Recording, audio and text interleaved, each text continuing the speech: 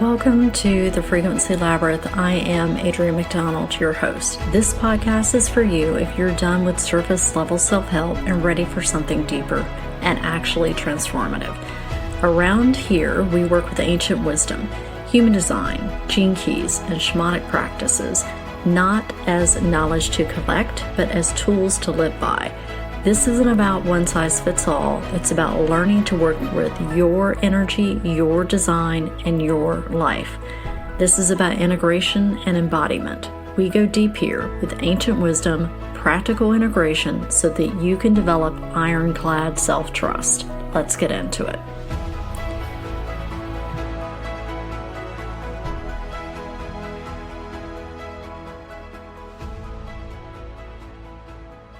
Hello, beautiful humans, and welcome back to the Frequency Labyrinth podcast.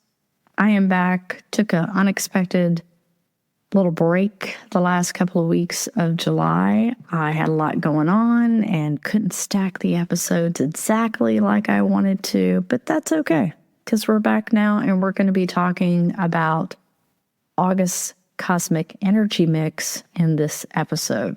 We'll break down the gates and human design, and also go through some key astrology points. Give you 3 things to watch for, and let's get into it.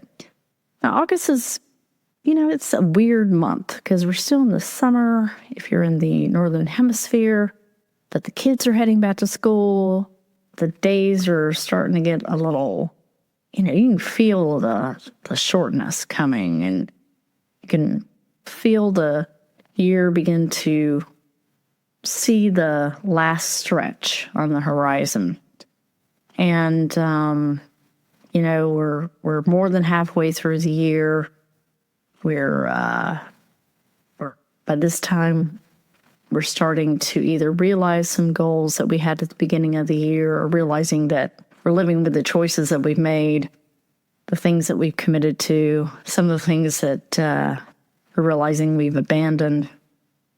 And it's an interesting time. So before we get into the cosmic mix, this month also brings us to Lunasa, which is a harvest festival in the Celtic tradition. Now, if you spend any time reading about this, you'll probably see that August 1st is listed as the date. That is the modern observance.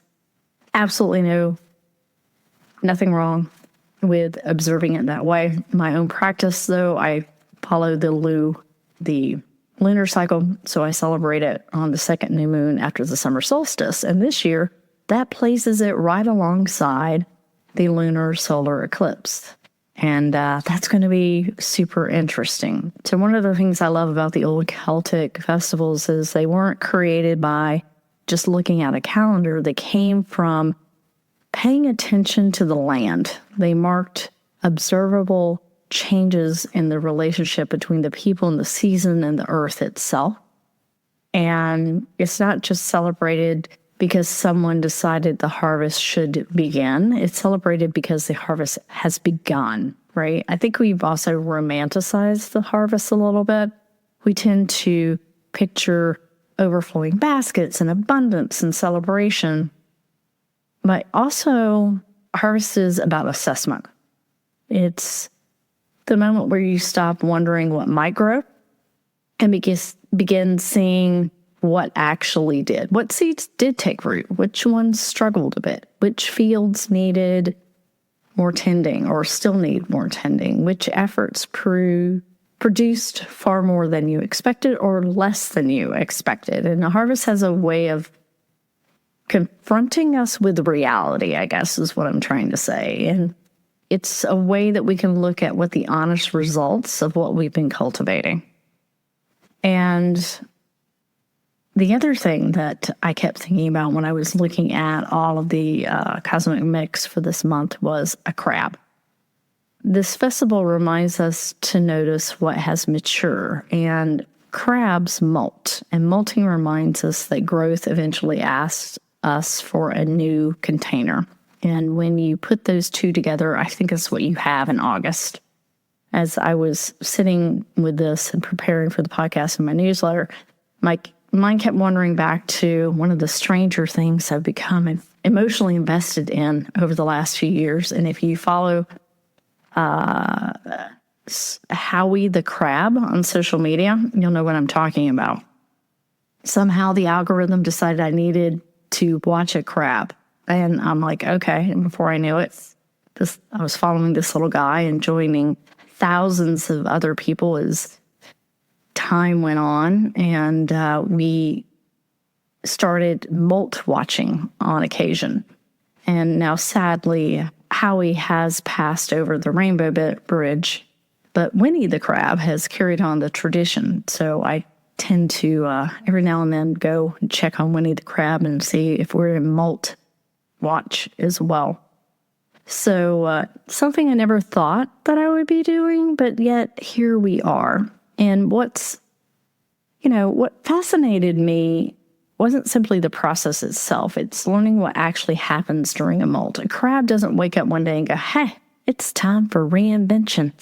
It molts because the shell that has faithfully protected it has reached the point where it can no longer contain the life that's growing inside.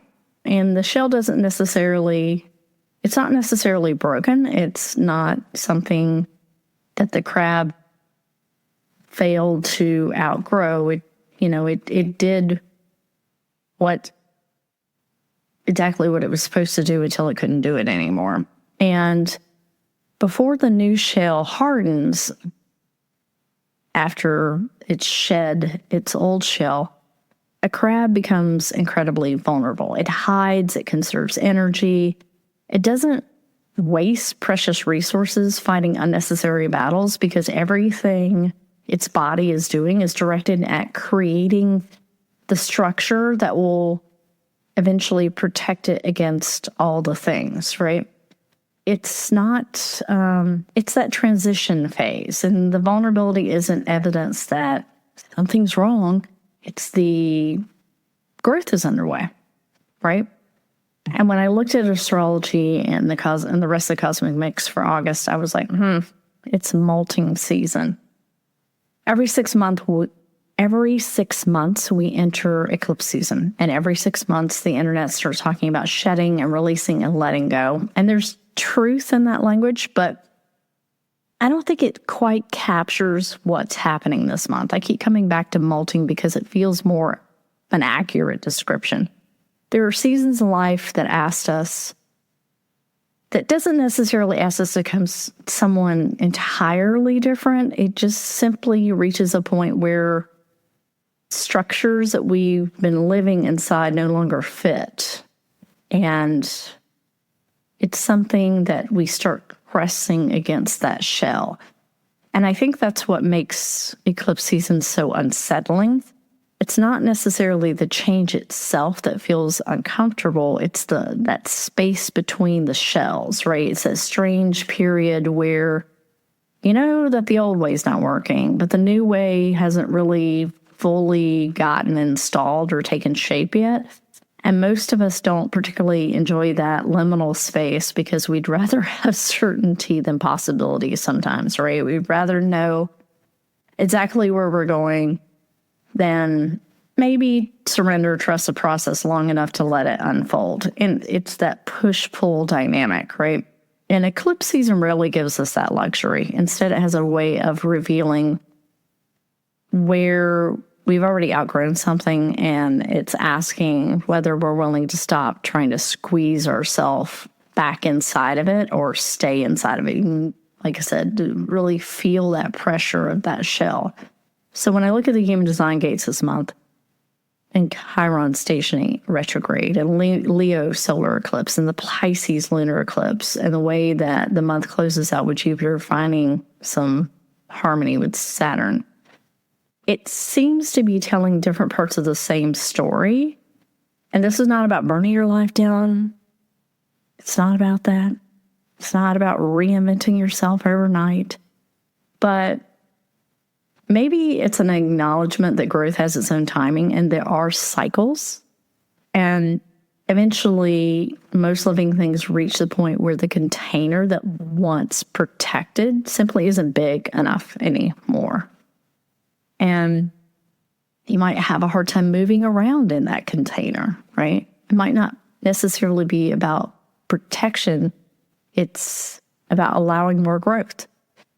So with that in mind, let's do what we always do and go through the cosmic mix. Now, I know this is going to drop a couple of days into August, but that's okay. From August 1st through the 5th, we're in gate 33, the gate of privacy. And I feel like this is a good place to start eclipse season. I think privacy has become a bit of a lost art with social media. You know, it's trained us to believe that every realization deserves a post, every pivot deserves some sort of big announcement, every emotional experience should be processed in real time, live with an audience. And I don't really think that's healthy. And gate 33 certainly doesn't. This gate understands that the wisdom and experience aren't necessarily the same thing. You can have an experience on Monday and tell everybody about it on Tuesday, but that doesn't necessarily mean that you've integrated it. And integrating needs time. Sometimes it needs distance. It requires enough quiet that you can begin to see the thread connecting what happened instead of simply like reacting to what happened. And that's why I feel like the gene keys moved from forgetting to mindfulness to revelation. I don't think forgetting is about necessarily memory. I think it's about how we easily move on to the next thing before we've actually absorbed the last thing. We collect experiences the way people collect souvenirs sometimes, especially in the self-development area, but we aren't slowing down long enough to ask what those experiences are trying to teach us. And then we have Chiron stationing retrograde as we're moving through this gate, which is pretty interesting timing. Because inward, it's like, let's revisit this old story one more time, but from the perspective of who you become instead of who you were when it first happened, right? And it stations retrograde on the 3rd. So because Chiron is in Taurus, I think many of the stories that have something to do with worth and stability and security and where what your life is actually built upon. If you've been listening for a while, you know that the Chirons move into Taurus. We're getting a little bit of a taste here because it will go back into Aries, I think, in September. So this is retrograde is our first opportunity to sort of go over that little taste, because we'll be returning to this next April. And I want you to keep something in mind. During eclipse season, you may feel this pressure and almost like a desperation for answers. Every emotion gets interpreted as a sign. Every coincidence becomes a message. Every uncomfortable conversation gets analyzed to death because we want to know what the eclipse is doing. And gate 33 would probably tell us to stop freaking trying so hard. It would remind us that not everything meaningful reveals itself immediately. You know, some things only make sense in hindsight, and there's an incredible amount of wisdom in allowing life to unfold before insisting that you need to understand everything. And then as we move into gate 7 on August 6th, I feel like the energy is shifting a little bit. You know, if 33 was about stepping back, gate 7 is about reorienting yourself before stepping forward again. It's called the gate of the role of self and interaction, which is a mouthful, but I think the gene keys move from division to guidance to virtue. And I think division often begins internally long before it shows up externally. You know, it's that feeling of knowing one part of you wants to move in a different direction while the other part is still clinging to what's familiar. And we tend to experience that maybe as confusion, but sometimes it's just growing pains when the shell no longer fits and the other shell is not fully formed yet. You know, guidance doesn't necessarily arrive as certainty. More often it arrives in a real quiet state, right? Something that you've always tolerated no longer feels aligned, or something you've been afraid to pursue suddenly feels, no, like maybe you could do that, right? Gate 7 is about asking the question, are you leading your life consciously, or are you simply reacting to what shows up in front of you? And during this time frame, Venus is going to be entering Libra on the 6th, and then followed a few days later with Mercury entering Libra. Venus comes home to one of the signs she rules in Libra, which is awesome. Bringing our attention back to relationship and reciprocity and beauty and balance, while Mercury shifts from Cancer's emotional processing into Leo's more confident, wholehearted expression.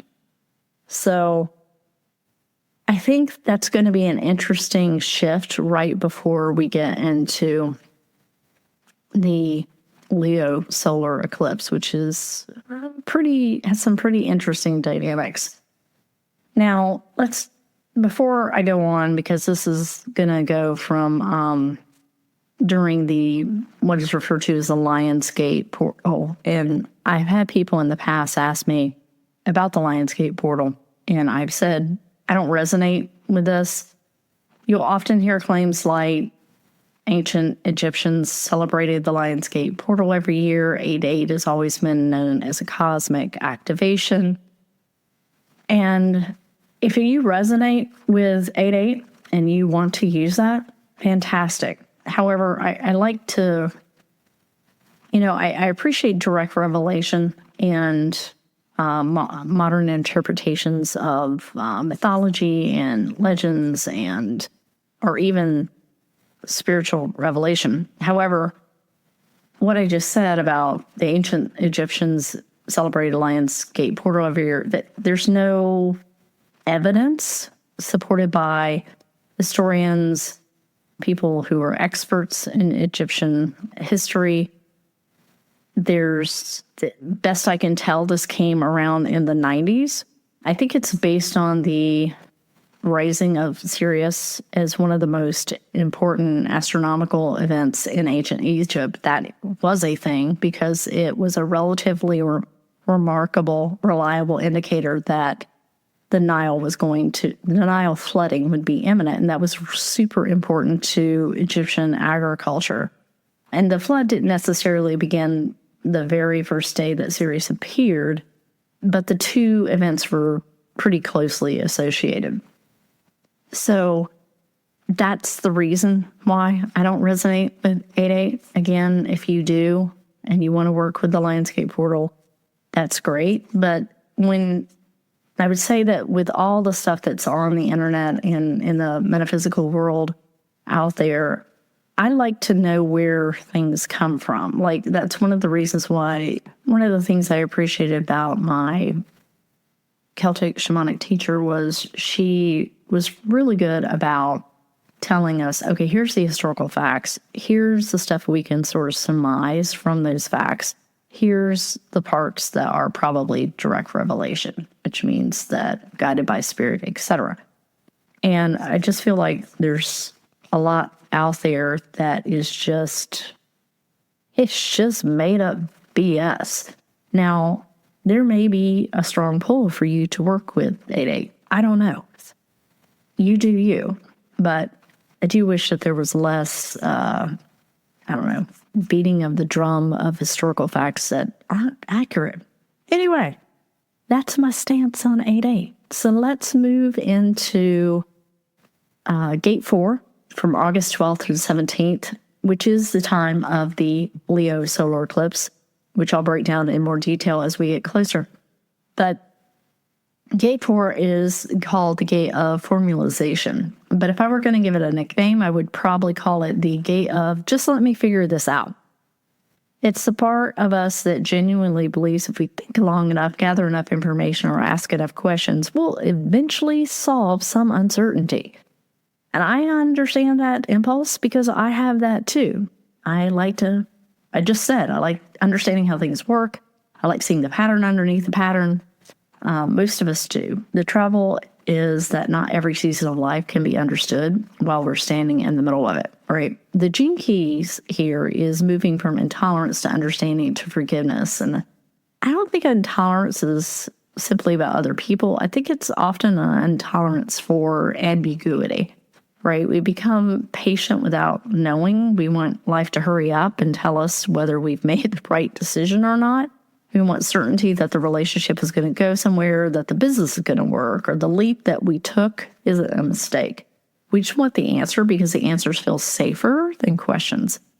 And the problem is, not really a problem, but the reality is that eclipses don't often operate that way. They don't arrive carrying a neatly typed instruction manual. They peel back, they reveal, they expose, they illuminate. And sometimes that illumination feels incredibly exciting because suddenly you see something that you couldn't see before.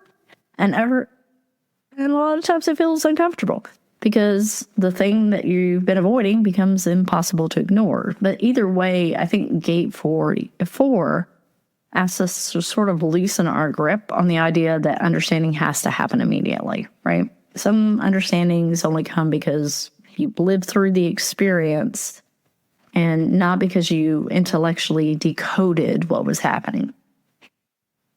And this Leo Solar Eclipse is a bit of a heartbeat of the month. And I feel like Leo is a sign of creative expression and identity and courage and leadership and the willingness to be seen. And unfortunately, somewhere along the way, we've reduced Leo to attention seeking. And I think that that's a really great misunderstanding of the sign. You know, a healthy Leo isn't asking, how do I get everyone to notice me? It's, how can I live in a way that's so congruent with who I am that I no longer have to perform any BS version of myself, right? And when I think about the crab metaphor, I keep coming back to the fact that the shell isn't just protection. It's also the way, it's identity. It's the shape the world has come to recognize. You know, during a molt, that familiar shape disappears for a while. And I think eclipses often ask something similar of us. They don't necessarily change who we are, but they may reveal where we've confused some things, right? They may reveal where we've confused the shell with the self, like the masks and stuff like that. And that's a different conversation. Maybe you built an identity around being the reliable one, or the caretaker, or the achiever, or the peacekeeper, you know, the person who's always had the answers. And again, none of these identities, if you will, are inherently bad. They may have served you beautifully for years, but maybe the eclipse is not asking if they were wrong, but maybe it's like, okay, are they still the fullest expression? Are you feeling like a little tight inside the shell, right? And then a few days later, on August 15th, Mercury joins Jupiter, has a conjunction with Jupiter and Leo, and I really like this transit because, you know, Jupiter is about wisdom and wants to broaden perspective, and Mercury wants to understand and communicate and connect ideas. And I feel like this together, they often create those moments where puzzle pieces start to click into place. Like you have the conversation that sort of changes the way you've been looking at something. You read a sentence that you've read it before, but suddenly it lands different. And I think that, you know, that's something that we don't talk about enough. It's like sometimes wisdom isn't new information. Sometimes it's old information meeting a new version of you. I would pay attention to conversations around the middle of the month because they may carry a bit more significance than they appear to at first glance. And then we move into gate 29 from August 18th to 23rd. And I love this because following the eclipse, gate 29 is fundamentally about commitment, not obligation, not endurance, commitment. And 29 is my pearl in the prosperity sequence in the gene keys. Its shadow is half-heartedness. And I don't think half-heartedness is necessarily a motivation problem. I think it also happens when part of us knows we've outgrown something while another part of us is still trying to make it work because it's familiar. And we keep saying yes versus no to obligations that, quite frankly, sometimes we've already quietly checked out of. We keep investing energy into roles that, you know, that no longer feel alive. We operate in that not self of the human design. we keep convincing ourselves that if we just try harder, we'll eventually feel like we used to. And that's not accurate, right? Wholehearted commitment feels completely different. It doesn't require as much energy because your energy is not divided. You stop negotiating with yourself every morning. You stop trying to manufacture enthusiasm for something that you've already mentally checked out of or emotionally checked out of. And I don't mean this means that you immediately like quit your job or end your relationship, but it means that you get a little bit more honest about where your life force actually wants to go, right? And then because I think the official gate name of 29 is perseverance. And the acidic state of this is devotion, right? And I think it's just, especially coming off the heels of that solar eclipse in Leo, it's almost like a reality checkpoint with ourselves, right? Where's your energy naturally flowing? Where are you constantly having to drag it, right? And those aren't easy questions because they force us to admit some things that simply run their course. And again, that doesn't automatically mean that you burn your life down, right? It just means that acknowledging that something has changed, even if its circumstances haven't caught up yet, right? And there's a lot of freedom in that, and telling yourself the truth, even if you're not quite ready to act on it. And then on August 17th, just after this, Mars forms a square to Neptune. And this is a little tense because, Mars wants action and Neptune is foggy. It's like entering into a fog bank, right? And imagine, if you will, you're driving through the mountains and it's really foggy. You want to be able to see, but every answer seems to create 3 new questions, that type of vibe, right? So, little after mid-month, you're probably going to feel that way. But also, those 3 new questions may bring a different type of possibility up, right? So just sort of let go of the need to be certain and the need to take immediate action, because it's going to probably feel just a little bit foggy mid-month. On August 23rd, the sun moves into Virgo, and I appreciate Virgo after a month like this, right? Leo aspires us to reconnect who we are. Virgo is asking, wonderful. Now, what are you going to do with that? Virgo has little interest in grand declarations. It wants practical stuff, right? It wants consistency. It wants to know how your insight changes the way you actually live your life on a random day. And I think that's one of the really strong gifts of Virgo, because it reminds us that transformation isn't sustained by inspiration and being hyped up. It's sustained by the small choices that we repeat often enough that they eventually become who we are. And it took me a while to really appreciate that, because I've got some pretty significant placements in Virgo in my chart. And it was a little bit of a reckoning to reconcile those. Then August 24th through the 29th, we move into gate 59, the gate of intimacy. It's a rich conversation, this gate, because it's not simply about being close to another person. It's about allowing yourself to be known without constantly managing how you're perceived. And that's much harder than it sounds, because most of us have become incredibly skilled at editing ourselves. We know which parts are acceptable, which opinions are safe to share, what emotions make other people uncomfortable. And before long, we're interacting through a version of ourselves that has been carefully curated for maximum approval, right? The gene key here is moving from dishonesty to intimacy to transparency. And dishonesty doesn't necessarily mean deception. More often, it looks like the self-editing. It looks like you're saying you're fine because you don't want to be a burden. It looks like pretending that something doesn't matter because you're afraid, you're going to piss somebody off. It looks like continuing to wear an identity that no longer fits because everyone around you has become super comfortable with it. And if you've been, let's continue with our molting metaphor throughout this episode. This gate asks whether you're willing to let people meet the version of you that's emerging rather than continuing to introduce them to the shell that you've already outgrown.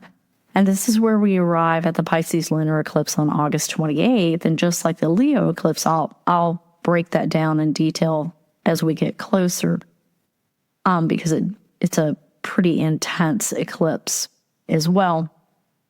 But for now, I want you to simply notice the difference between the two eclipses. The Leo Solar Eclipse asks the questions about identity and courage and authentic expression. And Pisces Lunar Eclipse tends to soften boundaries, dissolve illusions, invite surrender where we've been gripping too tightly.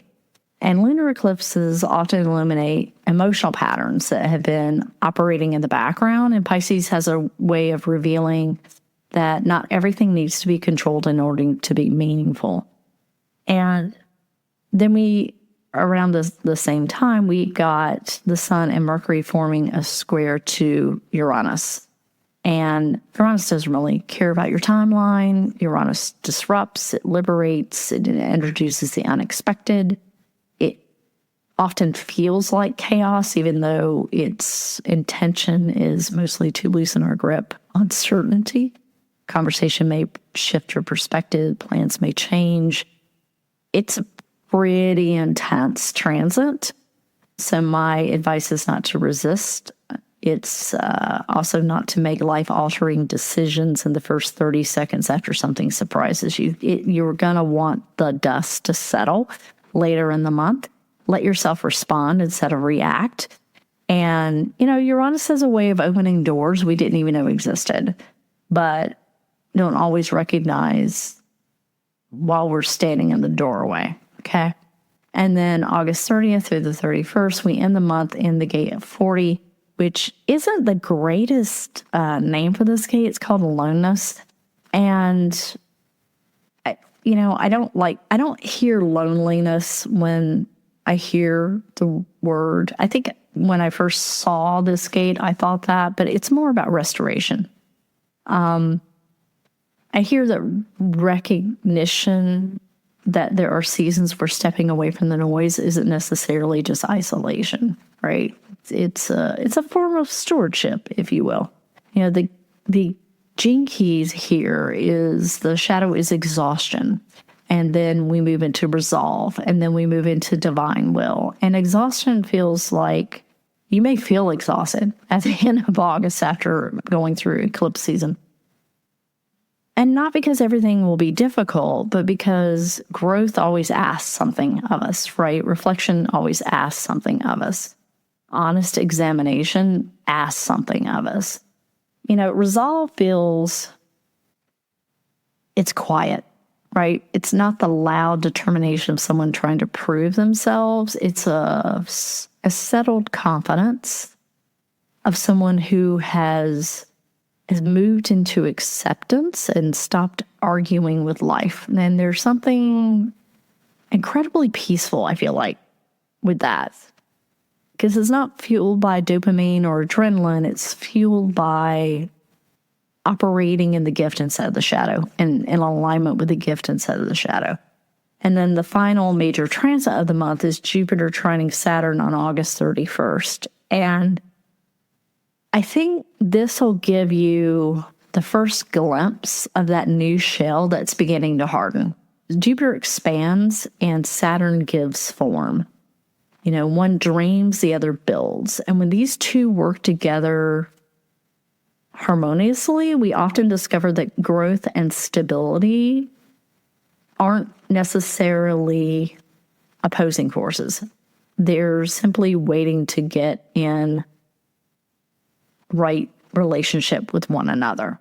And as I look back over the month, that's probably the image that I'll carry with me. Not necessarily eclipses, it's the crab, right? I'll remember that the shell, the shell's not a problem, right? It's served beautifully. I just want a new shell, right? And the challenge is recognizing that life has simply grown beyond it, right? Maybe that's the invitation that August is extending to all of us. Not necessarily to like the reinvention, because although that could happen, but stop trying to fit ourselves back into a version of lives that we've already been done with. Now, before we wrap up, I want to leave you with 3 things that you can pay attention to as you move through August. Yeah, these aren't predictions; they're just things to pay attention to. So, number 1, watch where you're still trying to earn your place. The Leo Solar Eclipse has me wondering how many of us are still auditioning for roles that we've already been cast in. Notice where you're over-explaining your decisions or over-delivering to prove your value or shape-shifting to make everyone else comfortable or feeling like you have to justify taking up space. You know, one of the gifts of Leo is that it reminds us that our worth is not something we achieve through performance. We all wear different hats throughout our lives, but those roles of parent, partner, leader, employee, entrepreneur, caregiver, those roles aren't the source of our value. They're just simply expressions of it. So if you catch yourself trying to earn belonging this month, maybe pause a moment and ask, where did that story start? Because you may find that you're carrying an old shell long after it stopped protecting you. Number 2, watch what you're defending. Pay attention to the things that immediately trigger a need to justify yourself. It could be a relationship, a career path, some belief that you've held for years, some need to argue with people on the internet, the way you've always done something. Sometimes our strongest emotional reactions aren't pointing us towards truth. They're pointing us towards the places where we become deeply attached. And eclipse season has a remarkable way of exposing those attachments, because it asks whether we're defending something because it's still aligned or simply because it's familiar. And there's nothing really wrong with familiarity. Familiarity can be incredibly comforting, but comfort and alignment aren't always the same thing. And August may invite you to notice a difference. And then number 3, watch for moments that feel strangely unfamiliar. And this may be the odd one. Growth doesn't always arrive as some dramatic breakthrough that changes everything overnight. I've said this many times. That's usually not the way it shows up. You know, more often it slips into our ordinary moments. You find yourself responding differently to a conversation that would have upset you 6 months ago. You don't feel the need to explain yourself the way you used to. Someone presses your old buttons and nothing really happens. You've realized that you quietly stopped chasing something that once consumed all of your attention. All of these moments can feel really insignificant because they don't make for super exciting content or stories. But I would argue they're some of the clearest evidence that something inside you has genuinely shifted. Don't overlook simplistic. Let me try that again. Don't overlook them simply because they aren't dramatic. Sometimes the biggest transformations announce themselves in these flawless moments. So our contemplation of the month. Think about this. Where have you quietly outgrown the shell you've been living in? And what would change if you stopped trying to make it fit again? Okay? And not because you got the answer today. I'd be a little suspicious if you did. Just sort of let the question work on you instead of feeling like you've got to work on the question. See what the conversations are around it. Let's see what it opens up, right? See what memories it brings back. See what parts of your life immediately come to mind. Eclipse season has a way of revealing things in layers.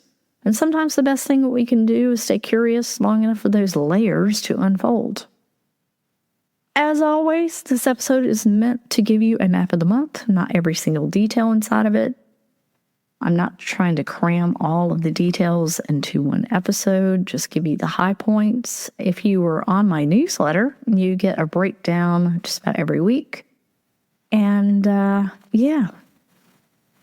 don't be surprised if August feels a little different than the months that came before it.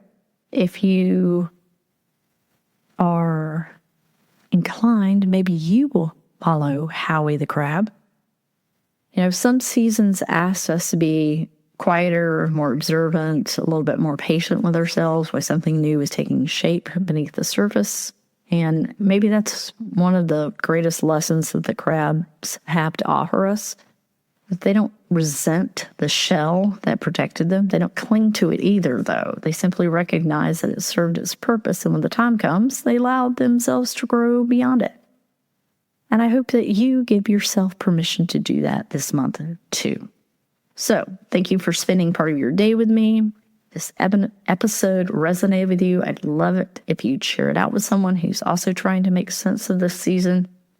And if you are finding yourself at one of those thresholds where life that once fit no longer does and still feels a little uncertain, you can check out my sessions and the link in the show notes.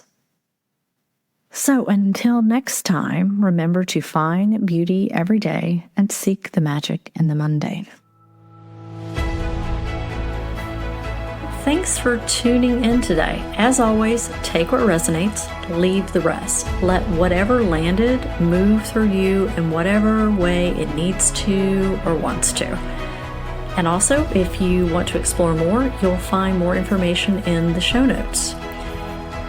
If this episode stirred something in you, please share it out or leave a quick review. It helps so much and I really appreciate it. And remember, this work is about integration and it always starts with self-trust.